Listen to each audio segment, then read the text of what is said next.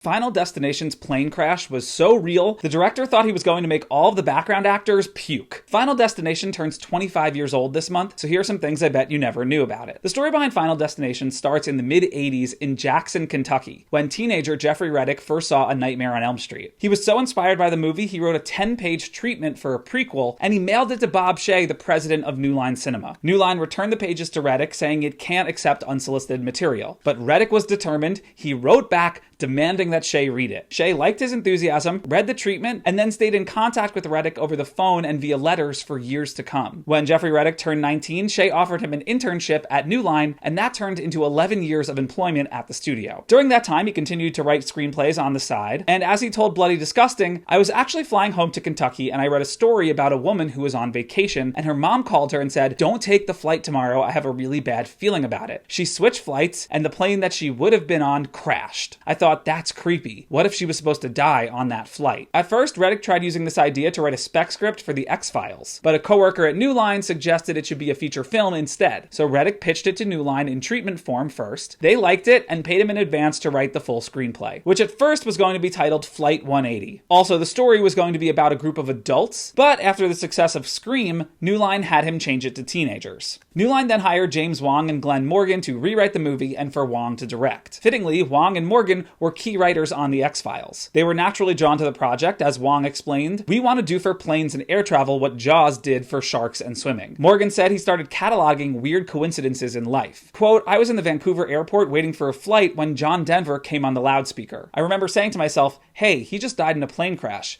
That's a little weird." We wrote a version of that experience into the script. And that's why Rocky Mountain High by John Denver is so heavily featured in the movie. They then started to put the cast together. Jeffrey Reddick originally envisioned Tobey Maguire and Kirsten Dunst for the lead roles, years before Spider-Man happened, while producer Craig Perry envisioned Jessica Biel as the female lead. The female lead ended up going to Ali Larter, who had just starred in Varsity Blues. The main character, Alex Browning, was the last role cast in the film. Devon Sawa said at the time that he wasn't getting a ton of great scripts. Quote, "They're teen ensembles and they're just crap. And then I got Flight 180. It's just awesome." He said he first read it on a plane and was so freaked out that he kept looking out the window at the engine every few minutes. Wong and Morgan, though, weren't convinced about Sawa right away, but then they watched Idle Hands and knew he could do it. John William Scott's character was originally written to be overweight, but at the time there was no one better at being the class clown, so they changed it for him. And for the teacher role, Valerie Luton, Wong and Morgan hired Morgan's wife, actor Kristen Cloak. Tony Todd, who played the Candyman in the 1992 horror film, appears as the mortician, thanks to his deep, eerie voice. A number of characters in the movie are named after famous horror filmmakers. Billy Hitchcock references Alfred Hitchcock, Larry Murnau is Friedrich Murnau, Valerie Luton for Val Luton, Agent Schreck for Max Schreck, and Terry Chaney for Lon Chaney, among others. New Line gave the movie a $23 million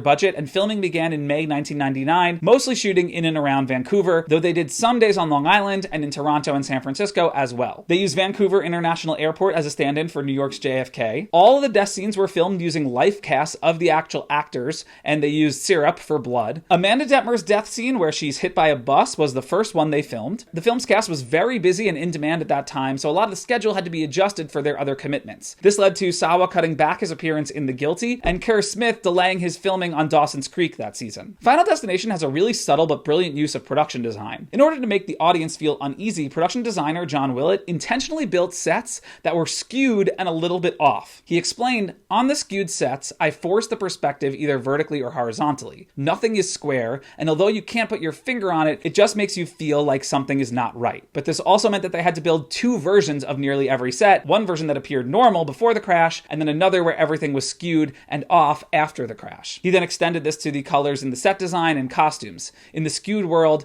they're much more washed out and faded. They shot the plane crash practically inside a massive soundstage. The plane set itself weighed 45,000 pounds total and it held 89 people. It was then placed on a 3-ton hydraulic gimbal, which was operated manually. Wong thought at the time, you walk into the studio and there's a huge gimbal with a plane on top, and you think, what have I done? I was afraid we were going to have 40 extras vomiting. And then they created the exterior of the explosion with a miniature model that was about 10 feet long and 7 feet wide. They launched it 40 feet in the air and filmed it exploding with 4 cameras total running at high speeds, including pickup shots. Filming wrapped in January 2000. A number of scenes were cut during the editing process due to test screening reactions, but they did make it onto the DVD, including an alternate ending where Alex dies after rescuing Clear from the live wires. Clear then has a baby, which she names Alex. To supplement the plane crash, the film used actual footage of the 1996 TWA Flight 800 disaster. And at some point during production, the title was changed from Flight 180 to Final Destination because New Line thought that the original title would get confused with Air Force One and Con Air. Still, the number 180 can be seen throughout the movie and is referenced in the sequels as well. Final Destination hit theaters on March 17, 2000. It made $10 million opening weekend domestic, landing at number 3 behind Erin Brockovich and Mission to Mars, before going on to gross $113 million total worldwide, more than 5 times its budget. The Chinese title of the movie translates back into English as The Death God Comes, which is so metal. Most critics did not like Final Destination. Today, 37% of the 98 reviews assessed by Rotten Tomatoes are positive. The Washington Post wrote that your own Final Destination just might be the box office to demand your money back. But Roger Ebert was a fan, giving it 3 out of 4 stars, saying Final Destination will no doubt be a hit and inspire the obligatory sequels, which he was 100% right about. The movie was a hit with horror fans and won the Saturn Award for Best Horror Film in 2000, while Devon Sawa also won a Saturn Award for the film and Ali Larter won a Young Hollywood Award. In 2010, Metacritic named it one of 15 movies that critics got wrong, while Total Film and Channel 4 have put it on its list of the best film deaths and scariest movie moments. And as Ebert predicted, Final Destination became a franchise. It spawned a series of novels and a comic book miniseries, but more importantly, it led to 5 sequels. Final Destination 2 in 2003, which did $90 million at the box office. Final Destination 3 in 2006, $119 million.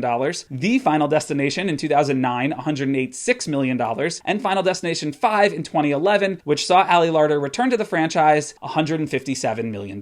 So it makes sense that eventually we'd get another one. Warner Brothers and New Line started developing movie number 6 back in 2019, but it didn't get a green light until 2023. It's called Final Destination Bloodlines, and it shot last year. John Watts of Spider-Man fame helped write the story and produce the movie. Tony Todd is the only original cast member returning, and it's got a release date of May 16th, 2025. All because a boy from Kentucky refused to take no for an answer.